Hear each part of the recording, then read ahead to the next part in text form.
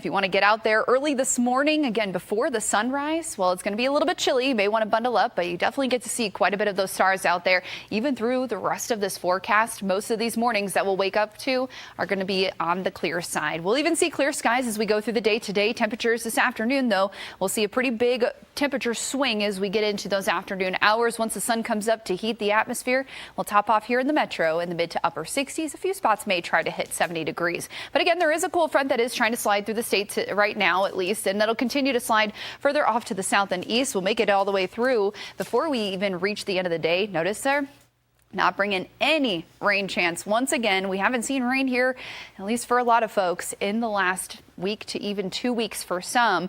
But despite that cold front, we're going to be warmer than yesterday. Warmer than where we should be for this time of year. Areas in the southern portions of the state are going to miss out on that cold front. It really will only clip the eastern or at least the central portions of New Mexico. So highs will be in the 70s for a lot of folks in the southern half of the state. But notice into the north and east, we'll have at least a little bit of pockets of some cooler air, 50s and 60s for some out in the north and east. But that cool front is going to bring some gustier conditions for our friends in the north and eastern side. So as that continues to work its way behind the cold front is where we'll see those gusting winds peaking upwards to 40 miles an hour for some, and they could even see some of that as they continue through those evening hours as well.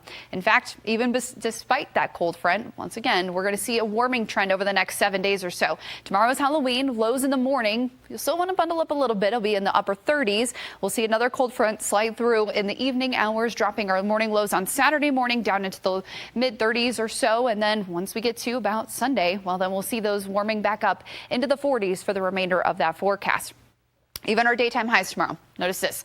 We're going to be a degree warmer tomorrow, degree cooler on Saturday. Once again, that cool front will impact that, but then we'll end the weekend and even get into early next week back into the 70s again. So very much above average for where we should be for this time of year. So be a little bit more prepared for that as we get into the day today, though. Again, lots of sunshine. Temperatures in the southern half of the state, 60s to the 70s. A few spots maybe in the Sacramento Mountains.